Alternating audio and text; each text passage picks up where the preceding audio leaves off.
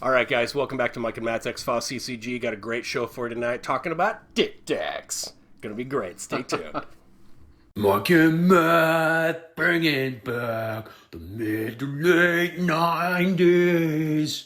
Mike and Matt bringing back X-Files CCG. Welcome back, everybody, to another episode of Mike and Matt's X-Files CCG. We had an amazing interview last week, didn't we not? Incredible with Dean Haglund. Dean Haglund. Yes. Wow. And one of the things that we talked about with Dean was the dick cards. Dick cards. And we thought it would be kind of cool tonight to bring out our decks and show you kind of the cool dick cards that we play in our own...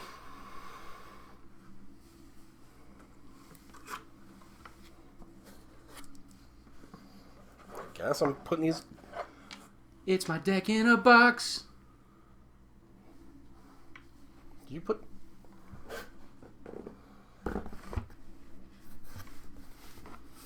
It's my deck in a box, girl. So anyway, let's get into some of the cards that we're talking about tonight. So we've got some of them right here. We're just gonna kind of shoot through them really quick, and we're gonna start simple enough with the Thinker. Right? Yeah, we actually brought the Thinker up in one of the videos too. Yeah, the Thinker is it's a great card, and basically it just says change one keyword to any other keyword on a card played by your opponent. The nice thing about this is you could change a keyword from site to event and then negate an event. You could change an adversary to a bluff and then negate a bluff. It's just kind of a sneaky little way to get in there. It's like a wedge card. You basically change it to what you want and then use the card you want. The wedge card. I like that. That's a good wedge term. card. Yeah. So I'm gonna bring up Oblite. I don't want you to bring up straight up Oblite. We've talked about it. It's such a dick card. I mean, it costs 8. It's a bluff. There's a lot of leeway there where this can get negated or revealed by Scully. But the thing about this is you put 4 tokens on it, and the agent you use it on basically just kind of disappears for 4 rounds. You can't. Not even in the hospital. Yeah. It's a great card. Yeah, for you. Yeah. Oh, I think that's. Oh yes. Next. Fair. Yeah, well, you know what? I want you to talk about that one because you played that one on. I used this in my deck, and you didn't have it in yours. No, I do now. Yeah, basically surfing the net. So as long as you have a team that makes a computer 4+, you're able to go to your opponent's deck and take 3 cards, the top 3 cards, and look at them. Keep one for yourself to use later, and then put the other 2 in any order you want on the top of their deck. Yeah. Which means, I mean, there's a little more writing here as far as when you can. We'll throw it up there. It's a great card. Yeah. One card that is kind of a dick card, but also one of those cards we spoke about with Kevin Marion was the hack into government files. And that you can literally just go and take any card, and it specifically says your collection. It doesn't need to be a part of your bureau deck.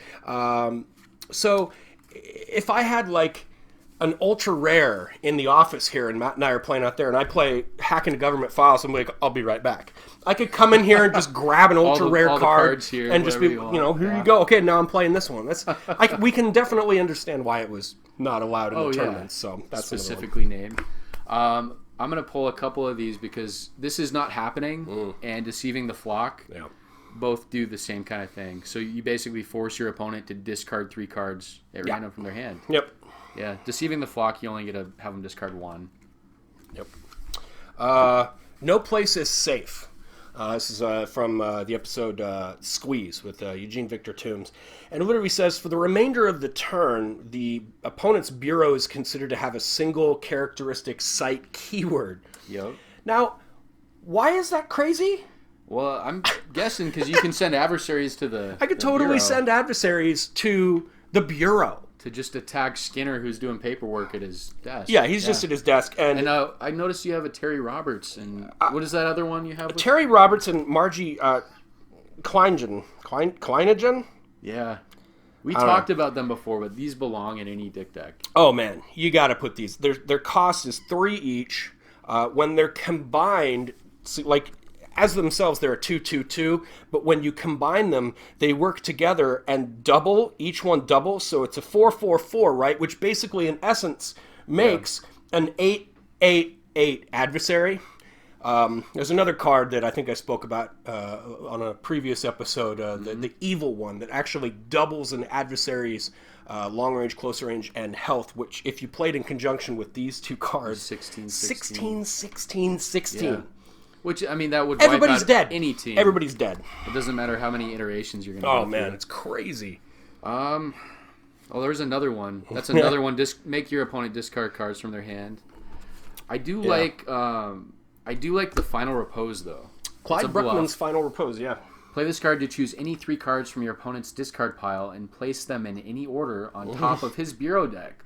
So all the junk and trash that they've put into their discard, you get to just add right back to the top of their bureau. Yeah. Matt, did you know? Probably not. That Brother Martin is attracted to you. I do know. Yeah, every time we play that, it's a very... This card does not initiate combat. Place 3 tokens on the agent in the investigating team. The damage agent must be moved to the hospital immediately and heals at half the normal rate. Which makes it a very powerful adversary. It's the equivalent of putting 6 tokens on them, really. Yeah, that's up there with Oblique. The agent may not leave the hospital until all damage is healed and cannot be removed using other cards, i.e. Hospital Crash Cart, First Aid. So you can't even use First Aid or healing cards to take those tokens off. I mean, that's a crazy cool adversary. Yeah. I know you want... cost? It's only 8. It's only 8, right? And it's an affiliation site. Yeah. I know you want to talk about that one. Oh, I've had this one played on me a couple of times, and it's not fun. It's not fun. So the host attacks is from the episode The Host, and you at first glance look at it, long range, not applicable. Nope. Close range 2, you're like, health 3, like really, what's the point of this? Yeah. Then you read it. But a big old butt. Place 5 tokens on any agent that loses health, any amount of health, as a result of this creature the host attack. Remove a token in each of that agent's briefing phases. At the end of the turn in which the last token is removed, the agent is removed from the game. Bye-bye. Yeah. This card can be negated by, and then it lists off medical cards and healing cards.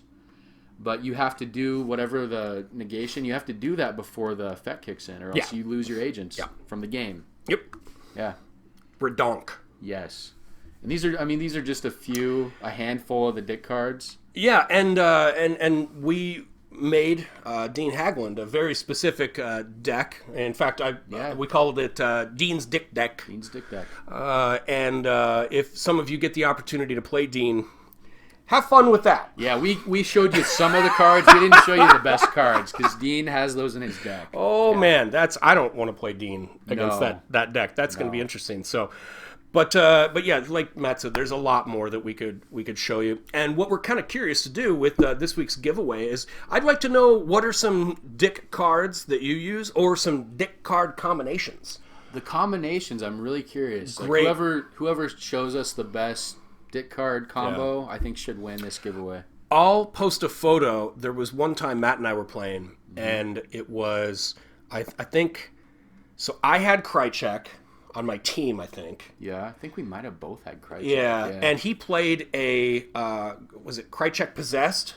Yeah. And then that basically made him, went to Matt's team, so he was hijacking my Krychek. Yep. And then I played another Krychek card. There's like 4 different Krychek Oh my god, cards. and it was basically so convoluted, these cards, the way that we played them, that we just took a photo of it before anything was even resolved. I had to take a photo of it. Like, this is crazy. So I'll dig that photo out and I'll send it to you guys. But again, we'd love to see some different card combinations, some dick moves that you guys can play in the game, because I mean, come on, that's fun, right? Yeah, and if you want to beat Dean, you're gonna need the combos, not just the cards. You're going to need, level 6 anti-dicking armor or swords or something. I don't know. You need it. That sounds bad, doesn't it? Anti-dicking armor. Anti-dicking armor. Oh. Don't Google it. Yeah, don't Google that. Yeah. Anyway. Don't Alexa it. I know that. So, again, show us what you got. Send us some comments. Give us a like. And make sure and look for these decks. I mean, we send these boxes off with cards for subscribers. And these boxes, our sponsor, Mike Mackey at X-Files CCG, he's got these. These were the official, yet unreleased deck boxes. We have a few of these left that we can also give out, but if not, you can get them from his eBay page. I think he's got a lot. He has a lot. He might have a few. So check that out. And anything else, bud? No, I'm just actually really excited to see what these people post for us. Like, I hope they join the Facebook group too. Oh, yes. It's easy you can post a bunch of photos of your cards. And exactly. Yeah. And definitely stay tuned.